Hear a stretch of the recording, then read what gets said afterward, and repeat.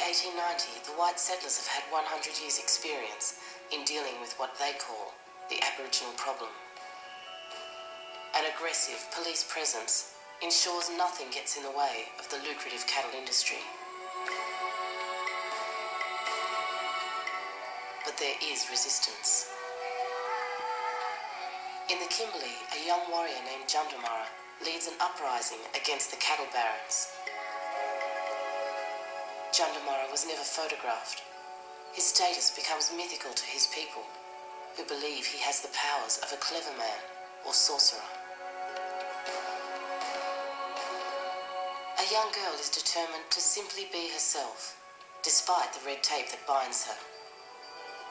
Intellectually gifted, Gladys Gilligan has an idea or two of her own. This is the story of two individuals. No matter how the authorities tried to constrain them, their spirits were beyond institutional reach.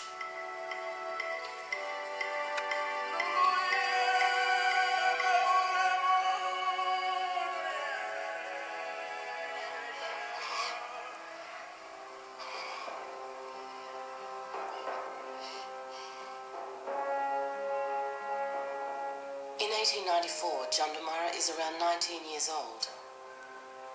In his role as native tracker, he guards over 17 prisoners, men and women from his tribe, the Bunuba.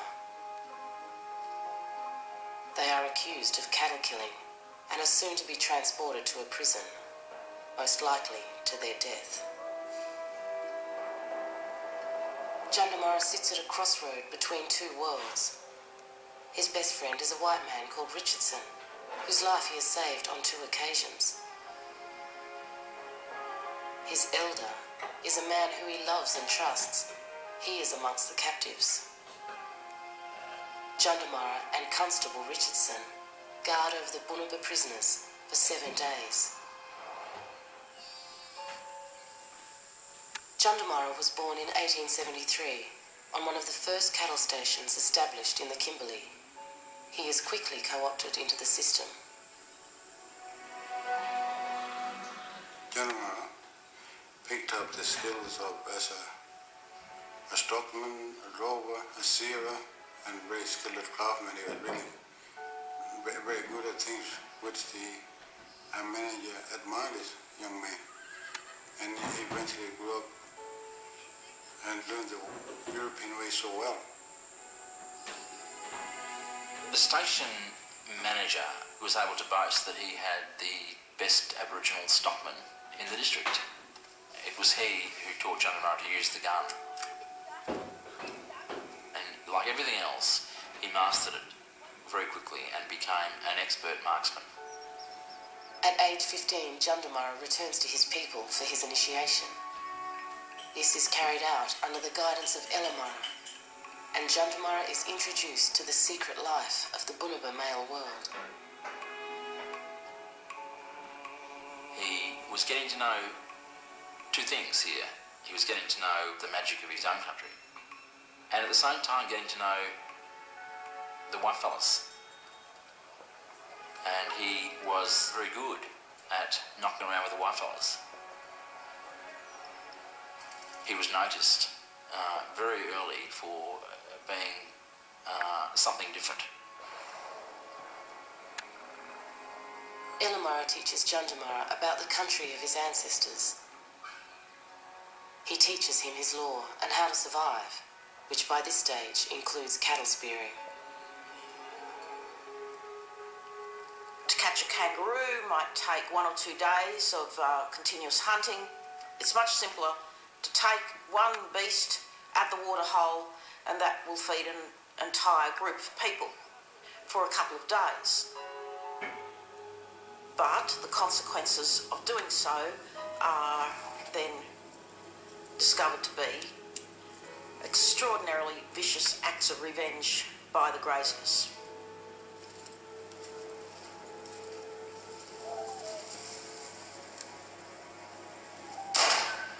During that early period of the late 1800s through to probably around 1910, that's known in the Kimberleys as the killing times.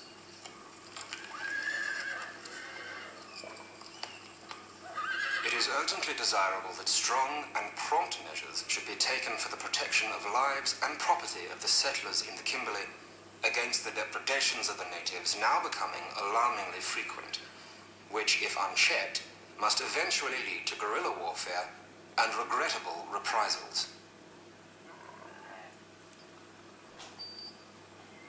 Police stations were the next major investment in the region. Investment in police officers, horses, trackers, magistrates, and entire systems of control of the population through the police force. Hundreds of Aboriginal men were captured, chained together in long lines, and walked to settlements such as Rottnest. Rottnest Island Prison is 2,500 kilometres south. An island of incarceration for the first Australians, from which many never return.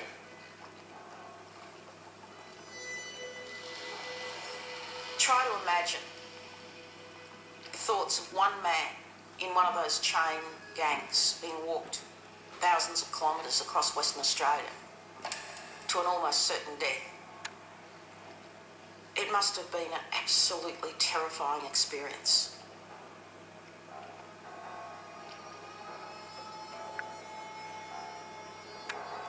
When the men reached the island and they were taken into the quad, as it was called, it was just this room with no window, door, and no light. And many of them just, I would say, would have just curled up and virtually lost all hope. I do not like Rottnest. It makes me ill. I've been 2 winters here. I'm cold. My blanket is no good. It is old. I do not know when I'm going back, but I shall be very glad to go. I expect to go by and by. Johnny Witchy Witchy.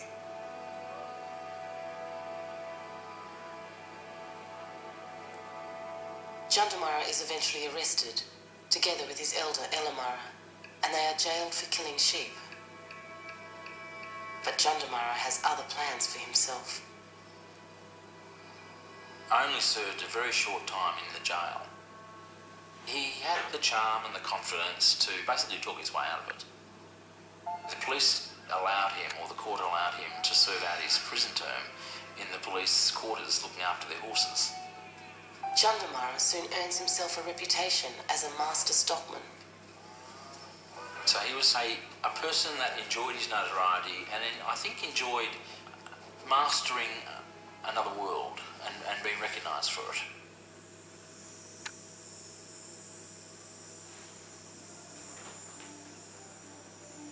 With the arrest of men and large groups of men, it meant that women were generally much more vulnerable to miners, pastoralists, drovers and squatters in the region.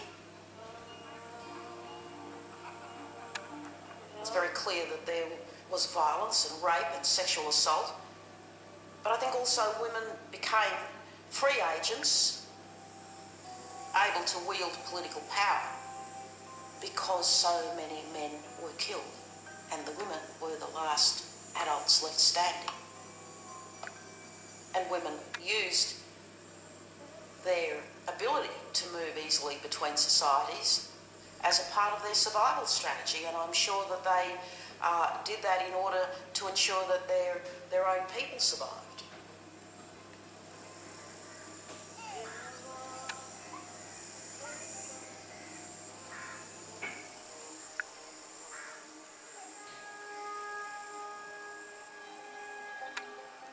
The whites caused social chaos by corrupting the existing marriage laws. Jundamara also violates the law, and on the cattle stations has sex with women who are his wrong skin and who are forbidden to him under Bunaba law.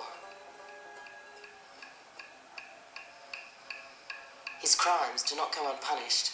He is banished from his people and now lives in exile on the cattle station, Lilimalura. cattle station is situated at the base of the Napier Range. The range is sacred to the Bunuba people, an ancient coral reef filled with a maze of hidden caves and tunnels. It forms a natural barrier, stopping the European land grab in its tracks, much to their frustration.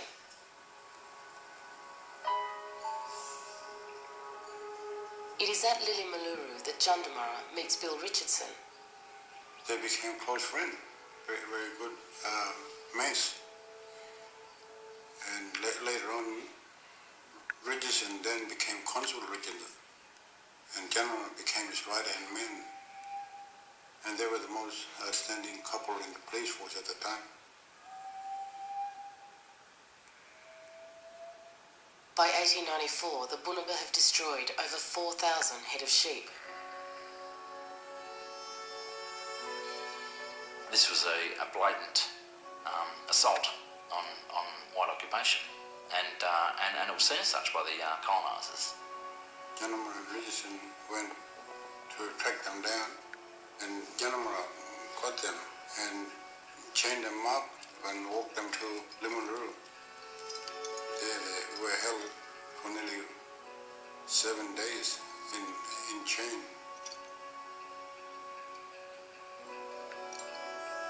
The old men start to ask him questions about his complicity with what white people are doing. That is, rounding up family members, people who are related to him. We don't have the evidence of what those old men said to him. They may have made him an offer he couldn't refuse. And Ilmar was also Jundamara's uncle. And he's the one who raised Jundamara. Probably told him, look, I grew you up, I look after you, I cared for you. And here you can see poor Jundamara was caught in two worlds. One was his tribal elder, another was his friend and partner Richardson.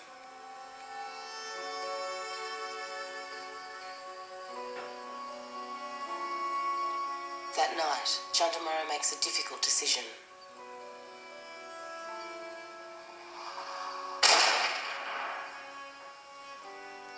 He shoots his friend Richardson and sets his elders free.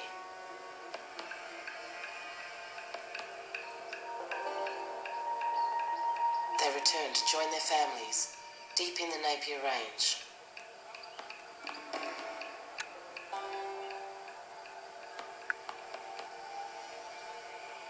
When news of the killings reaches Derby, a police patrol of 30 men come looking for Jundamara.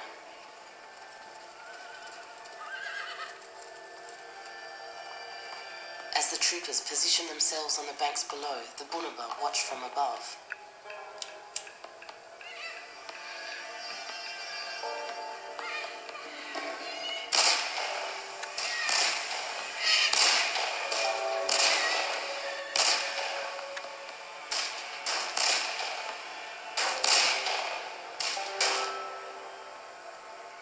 When the elder Elamara is shot and killed, the Bunuba stop firing.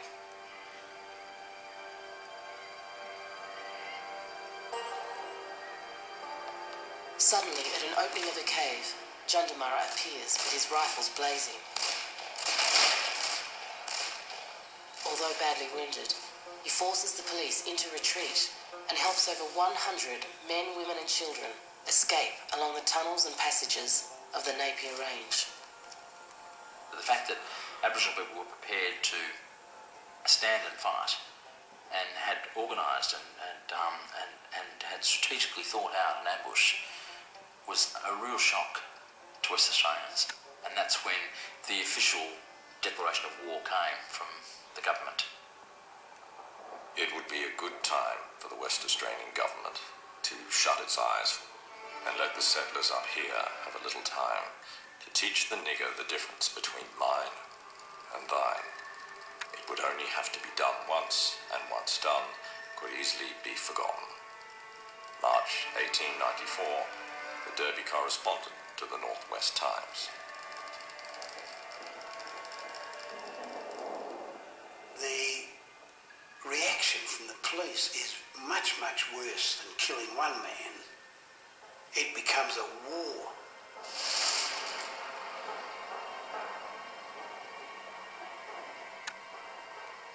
The European public thought that we better do something now, otherwise we'll get more people like Gentleman.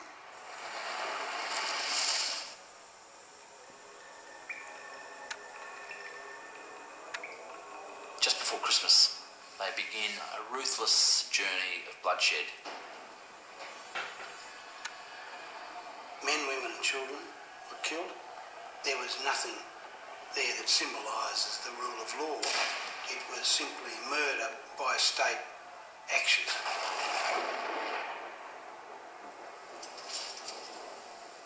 Those who survived the carnage are marched into overflowing jails at Wyndham, Derby and Roban.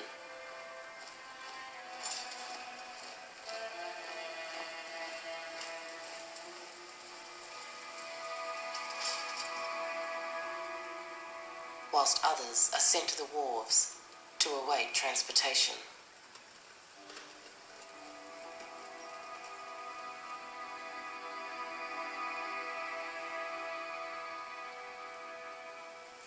Jundamara sustained his rebellion for 3 years. It took one of his own, a black tracker, to finally hunt him down. He was shot, decapitated, and his head sent to England in a jar. Gentleman is always will be a hero to the Bunga people.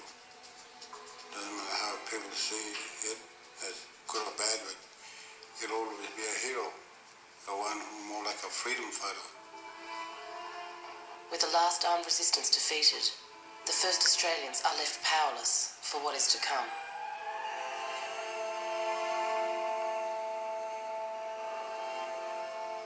It becomes clear on the evidence that the core group of people who are being made more and more vulnerable within that region were Aboriginal women. At the same time, these files record an increasing number of children of mixed descent. Now, sometimes, from oral testimony of people who I've spoken to, who are alive at that time, these were through liaisons that people had chosen.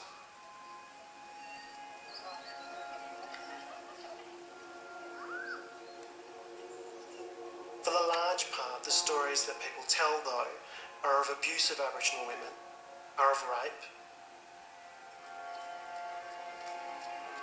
The rising numbers of children from these liaisons are an embarrassment to civilised society down south.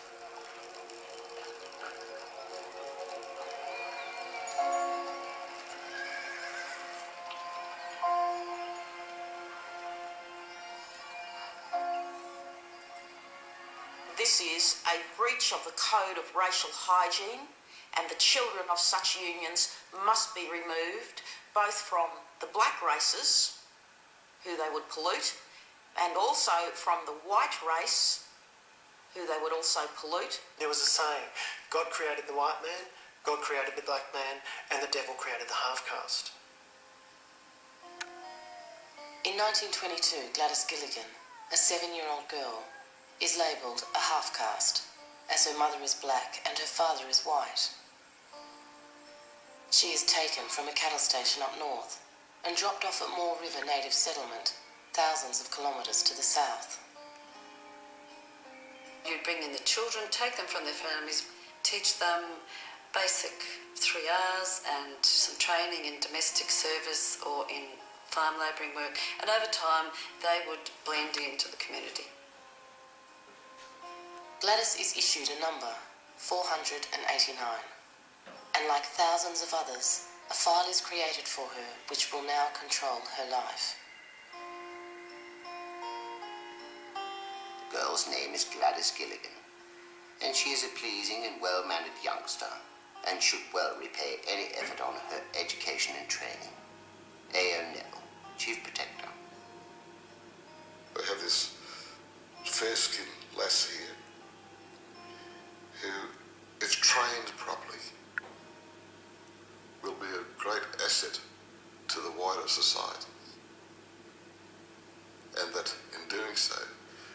money spent well. To me, that is just like a meat market. It was a kind of concentration camp, a way in which to remove people from non-Indigenous society and congregate people in one place, out of sight and out of mind. Gladys manages to get a letter out to her white father. He writes back. Dear Tom, just a line as I promised to send some money to Gilligan. I got a letter from her last night and am closing a cheque for Gilligan as I don't know her address. Will you kindly send it on and oblige? There's no news out this way, so with kind regards to yourself and Mrs. Woodland, yours faithfully, G.L. Trenose. The Chief Protector, Mr. Neville, intercepts the letter and writes back to him. You signed yourself as her affectionate father, so I think I am entitled to ask what the position is and whether you are really her father or not. You may not be aware that there is a clause in the Aborigines Act which provides that the fathers of half-caste children shall be responsible for their maintenance at a government institution. The amount payable to date would have been approximately £186. A.O. Neville. Dear sir, I would like you to understand that I do not claim to be the father of the child and state that I definitely am not. The child was on Mullabulla when I was working there, and I did become fond of her. The £10 I sent her as a present, I never did claim to be her father. Neville puts a stop to any further communication from Gladys to her father. Mr. Neville, a well-to-do gentleman, is the Chief Protector of the Aborigines Department. His job is to oversee the reserves and solve the Aboriginal problem.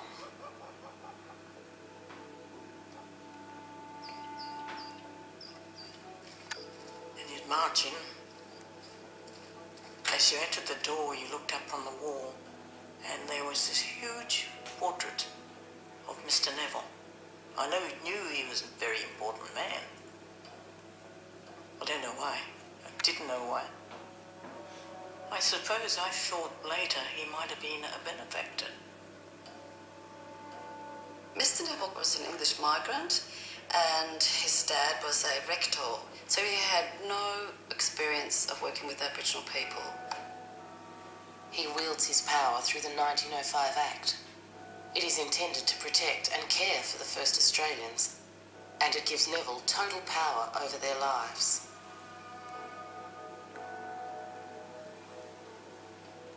It's not a kindly, charitable, evangelistic act that's embodied in this idea of protection. It's the idea that, well, the natives are going to die out anyway. And so to make it more convenient for them and more convenient for us, let's segregate them from our colonial outposts so that we can just get on with it and let them die peacefully over there.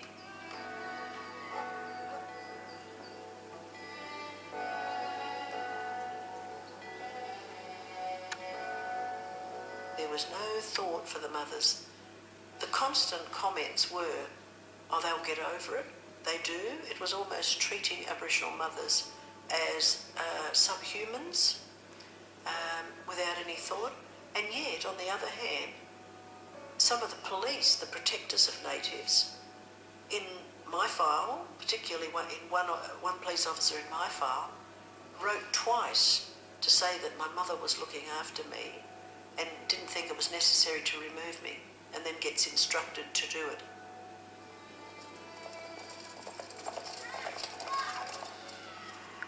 The mechanism by which the 1905 Act was executed was through the police force.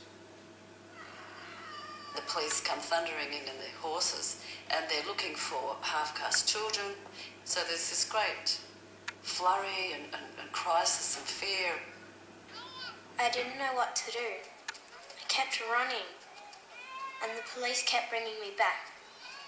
They put me in a cell in Laverton that time. Yeah, there are about 8 or 9 of us kids, all tied up. My own grandmother was born in the Kimberley region during the killing times. I've tried to imagine what it must have been like finding yourself on a police escort walking 150 miles where she was housed with people who were chained at the neck, with other children who'd been taken away from other stations. I was about 5 or 6 when they took me away. I remember that day when the police came. My mother, she just stood there. I could see her crying, just standing there. I'll never see her again. And the mothers had no rights at all, no rights to protest or anything. All they could do is sit down and cry. Neville arrives at Moore River to personally check on progress. His visit sparks a flurry of activity. We slept on coconut hair mattresses and were given one government issue blanket. The only time we had sheets on the beds was when there were visitors from Perth, and then they'll rush around making the beds up with sheets and Snow White pillow slips. So as soon as the car was out of sight, they'd go and take them off and pack them away for the next time. At Moore River, he meets the young Gladys Gilligan. Neville asks her to write him a letter. The settlement lies on the bank of Moore River. The hills surrounding it making it look quite a pleasant little home. Every morning the girls and boys get up at 6:30. When breakfast is over, the children play until it's time to have their hair combed. The matron sees to that. At 8:30 the sewing bell rings and the girls go to the workroom. Then at 9 the school bells ring and the children come skipping along, chattering and laughing from all directions. Dinner is ready at 12. Grace is said and they sit down and have dinner. During the summer seasons, the girls and boys often go swimming and fishing. At Saddle Hill, the beautiful Geraldton wax plant grows. It looks beautiful when in full bloom. Everybody here appreciates the goodness of the government and Chief Protector in providing food and clothing. Gladys Gilligan. We were locked up each night from 6 o'clock in the evening till 6 o'clock in the morning. And it had a specific effect on my life. Years later, growing up,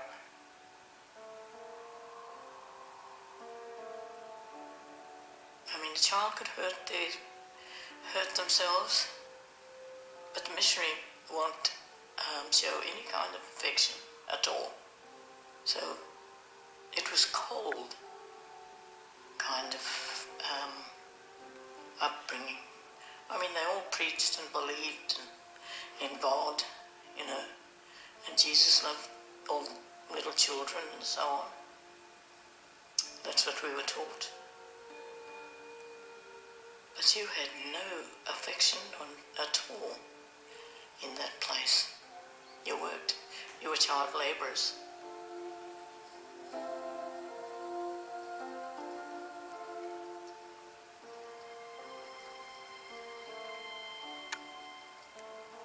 we were raised as white.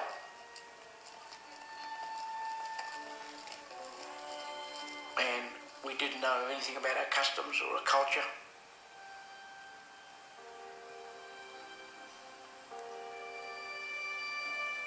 The mission taught that, you know, your culture was evil, and those who practiced it were devil worshippers, pagans. The first time I discovered that my father was a black man, a Murdu man. And, you know, all these thoughts were going around.